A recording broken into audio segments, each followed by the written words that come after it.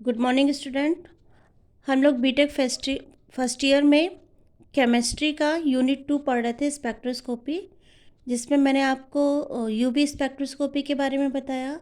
UV spectroscopy हमारा क्या information देता है कि मॉलिक्यूल हमारा सैचुरेटेड है कि अनसैचुरेटेड है, उसमें कॉन्जुगेशन पॉसिबल है कि नहीं पॉसिबल है। आईआर स्पेक्ट्रोस्कोपी हमें फंक्शनल ग्रुप की इंफॉर्मेशन देता है और सिलेक्शन रूल से हम पता कर सकते हैं कौन सा कंपाउंड आईआर एक्टिव है और कौन सा इनएक्टिव है। ऐसे यूवी स्पेक्ट्रोस्कोपी में भी जो सिलेक्शन रूल है उसके बिहाफ पे हम पता कर सकते हैं कौन सा मॉलिक्यूल यूवी एक्टिव है और कौन सा इनएक्टिव है। इसके बाद मैंने आपको रमन स्पेक्ट्रोस्कोपी बताया। आज हम आपको बताएंगे माइक्रोवेव स्पेक्ट्रोस्कोपी।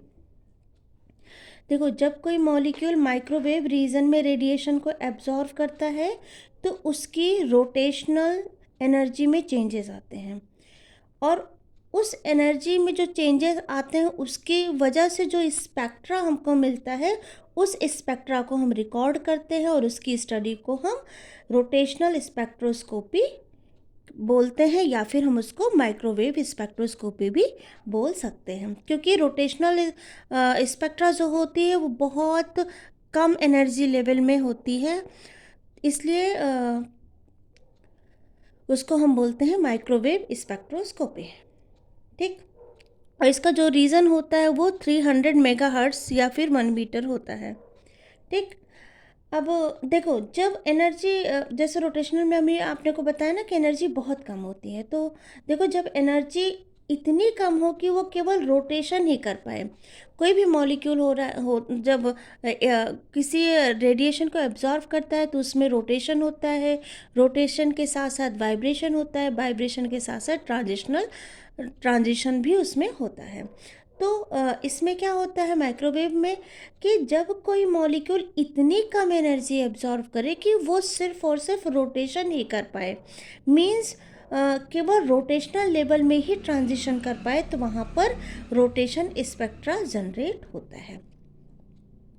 इस तरीके के कंपाउंड जो स्पेक्ट्रा जनरेट करेंगे that will be generate due to change, मतलब we can say due to the transition between rotational energy level. और जो मॉलिक्यूल होंगे वो क्या होंगे, वो कैसे होंगे, आपके गैसियस स्टेट में होंगे। अब इसकी एनर्जी इतनी कम होती है कि ये सॉलिड और लिक्विड में पॉसिबल नहीं होता, तो जब तक वो गैसियस स्टेट में कोई मॉलिक्यूल नहीं होंगे वो रेडिएशन को एब्जॉर्ब नहीं करेंगे। तो जितने भी गैसियस मॉलिक्यूल हैं वो माइक्रोवेव रेडिएशन को एब्जॉर्ब करते हैं, और साथ ही इनके पास क्या होना चाहिए, परमानेंट डाइपोल मोमेंट। ओके, मैंने क्या बोला है, इनके लिए कंडीशन क्या होनी चाहिए, condition for microwave active compound, molecule कैसे होने चाहिए, गैसियस होने चाहिए, उसमें कैसा क्या होना चाहिए, परमानेंट डाइपोल। परमानेंट डाइपोल जैसे HCl, HBr, जिसमें इलेक्ट्रोनेगेटिविटी का डिफरेंस ज़्यादा हो। तो ये क्या करेंगे, गैसियस मॉलिक्यूल जब ये माइक्रोवेव रेडिएशन को एब्जॉर्व करेंगे तो उसमें रोटेशनल एनर्जी में क्या आ जाएगा, इनके रोटेशन में क्या आएगा, चेंज आएगा। रोटेशन एनर्जी में क्या आएगा, चेंज आएगा। वो चेंज हम स्पेक्ट्रा के फॉर्म में रिकॉर्ड करेंगे और उसकी स्टडी हम किस में करेंगे, माइक्रोवेव स्पेक्ट्रोस्कोपी में। सॉलिड और लिक्विड में rotational energy level are not quantize. ठीक। मतलब ऐसा भी बोल सकते हैं कि लिक्विड और सॉलिड में इनके चेंज को हम नहीं देख पाते क्योंकि ये क्वांटिटाइज नहीं हो पाते। अगर हम कॉन्सेप्ट की बात करें तो एक मॉलिक्यूल जो कि गैसेस स्टेट में होते हैं उसका अपना एक डाइपोल मोमेंट होता है, जिसकी वजह से वहाँ पे क्या होगा, एक इलेक्ट्रिक फील्ड जनरेट होगा।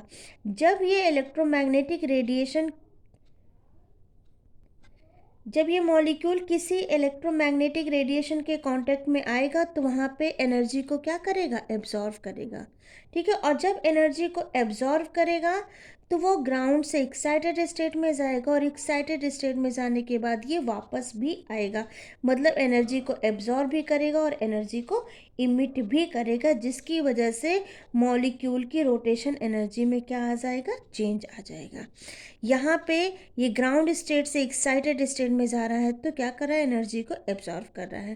तो केस 1 की बात हम करें तो transfer of energy from the incident microwave radiation to the molecule, इसको हम बोलते हैं एब्जॉर्प्शन स्पेक्ट्रा, क्योंकि यहाँ पे मॉलिक्यूल ने एनर्जी को एब्जॉर्व किया और वो ग्राउंड स्टेट से एक्साइटेड स्टेट में गया हुआ है।